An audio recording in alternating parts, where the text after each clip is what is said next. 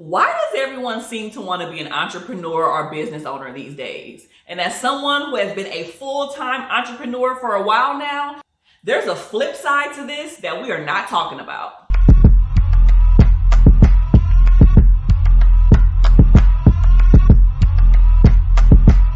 Welcome to the Kiaundra Jackson Show.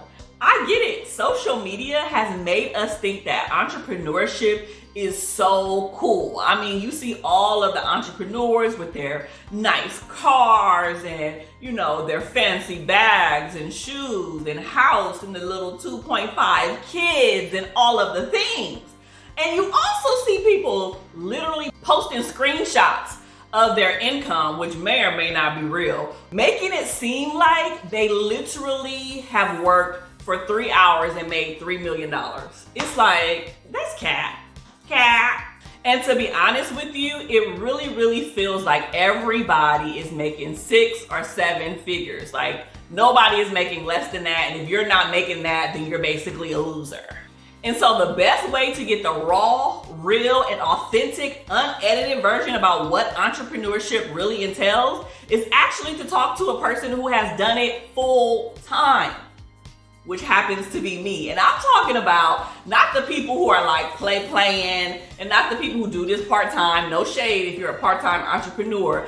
The raw and the real, when you are all of the things and doing all of the roles in the beginning, the raw and the real, let me break it down for y'all real quick. So I'm not new to this. I'm basically true to this. I quit my job cold turkey, y'all, in 2017. And when I say cold turkey, that essentially means I did not have no money saved. I did not have a real plan.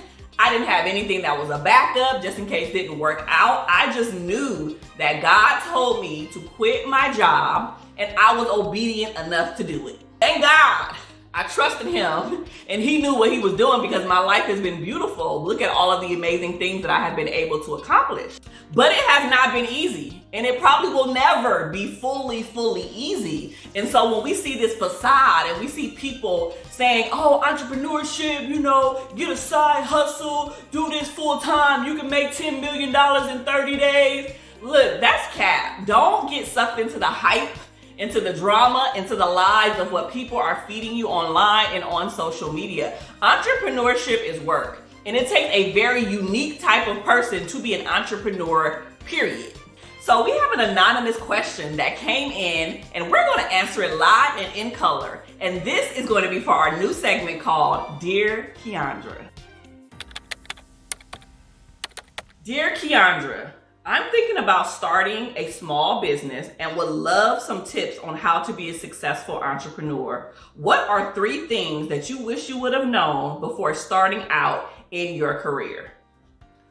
Woo, that's a good one. But if you have some burning questions that you want answered, but in the Dear Kiaundra segment, make sure you email them to info@kiaundrajackson.com for them to be featured on our show. So let's get into these 3 things that I wish I would have known as an entrepreneur when I was first starting off in my career.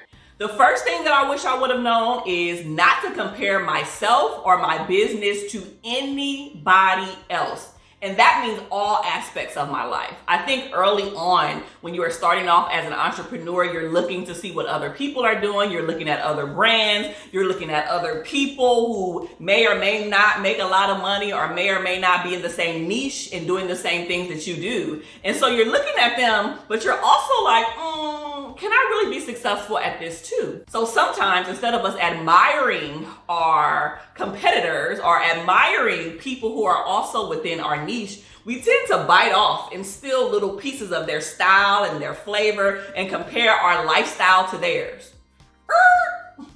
Don't do that. I did a little piece of that early on in my career and it really backfired on me. And this is why you guys see me being my full, authentic self everywhere I go. When I show up with the same personality. When I show up with the same energy. If you've ever met me in person, people have literally told me, oh my God, Kiaundra, the way you are online is the way you are in real life. And I'm like, so people are not? People are faking and just not being who they're called to be and who they're meant to be. I don't understand that. Knowing your authenticity, knowing who you are, knowing what you bring to the table, knowing your energy, knowing your style, knowing that nobody can do it like you is actually your superpower, and you do yourself a disservice by not allowing that to fully blossom and show the world what you got.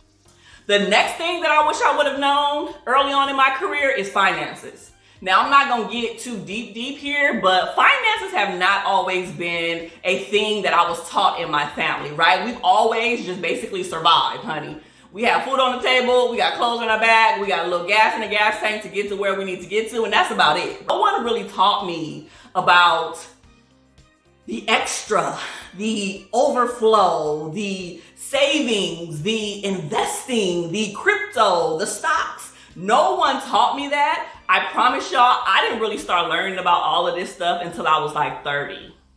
Feeling like I'm behind on the curve. But when it comes to business and entrepreneurship, a good, huge chunk of this is finances. So if you don't have a good personal perspective around money in your personal life, you're going to have a very hard time managing money in your business. I remember my first business coach, who is Raven Hoquette. Actually, shout out to Raven. Woo, woo, woo. I remember when I was first working with her, she was the first business coach that I had immediately after I quit my job in 2017. And she literally flat out told me after working with me for I think about a month or two, she was like, Kiaundra, you have a poverty mindset. And when I tell you that I did not receive that well, and I was a little salty and in my feelings when she first told me that, but essentially I had to let it soak in and realize that she was correct. And so I carried that same poverty, survival mentality that I grew up in Compton, California, CPT. I carried that over into my business. And it wasn't until just a few years ago, to be honest with you, where I really understood what this entails. So you need to learn your income. You need to learn what is going out with expenses. You need to learn tax write-offs. You need to learn bookkeeping and accounting. You need to learn how to save, how to invest. You need to learn taxes and what the money is supposed to be and the percentage that you're supposed to put aside for your taxes. You need to learn all of these things about your business, and especially business credit. You need to learn that too. So once you learn all of those things and get a handle on it, I think that will really make things a lot easier. So tackle that early on so you won't have the same problems that I had later on. And last but not least, the third thing that I would have loved to have learned and known very early on in my entrepreneur journey is finding a business bestie. Having somebody who is also on the entrepreneur path with you, even if they may or may not be in the same niche, is so important. I'm so thankful that I had someone who happens to be my ex-business partner, so to speak, but Wendy Talley. She literally held my hand as a new therapist, as a brand new entrepreneur and business owner. She literally was able to walk me through all of the different aspects and things that I knew nothing about when creating a business and how to sustain it and what I needed to get and what paperwork I needed to fill out and why nobody told me this. She really held my hand. And so she was the first person that I had in my life and in my corner in the entrepreneurship arena who actually knew what they were doing, but also walked with me on that particular journey. And so I'm thankful that as I was going along on the journey, there were more people and more friendships and more entrepreneur friends that I found that were helpful on my journey, depending on the different spot that I was in. But having a friend, having someone who knows the ups and the downs and the roller coasters and the good months and the bad months and the in-between months of entrepreneurship is key, because we go through things that people who just have a regular 9-to-5 will never, ever experience. So as we are wrapping things up today, because it's a wrap, I wanted to leave you guys with two things that I really hope will encourage you if you are someone who is seeking to start a business or become an entrepreneur. The first thing is go for your dreams.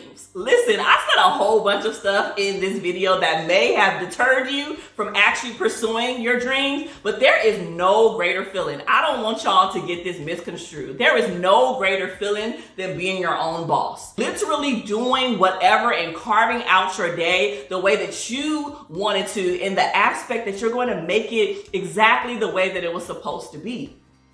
People who have a regular 9 to 5, no shade. No shade to 9 to 5, because I had one for a very long time. They still have a boss that they have to check in with, right? They still got to be to work at a certain time and get off and be told when they can eat lunch and what they can do and if they can go to their kids' recital or not, and if you got enough vacation and sick time, and maybe you do or maybe you don't, because like they still have to go through all of that. I'm my own boss. And if you know anything about me, I have boundaries for myself. I literally, and don't judge me, but I literally don't start my workday till 11 a.m. Pacific Standard Time. That means 2 p.m. on the East Coast is when people are like in the middle of their day, almost probably about to end their day, and I'm just now getting started.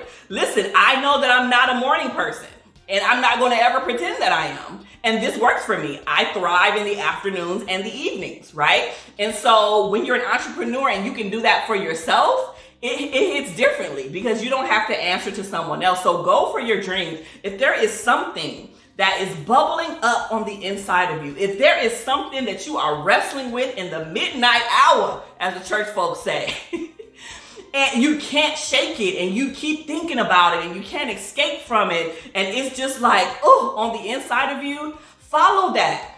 Follow that gut feeling. Follow that instinct, because I promise you 9 times out of 10, that's the very thing that you are supposed to be doing. And it doesn't matter if it is a product or if it is a service, but we have so many gifts that we need to tap into and offer the world because they're waiting on us to show up. So show up and go for your dreams. And last but not least, let me just tell y'all this. Entrepreneurship is just not cut out for everybody. You might try it and you might fail. You might try it and be like, yeah, I can't do this.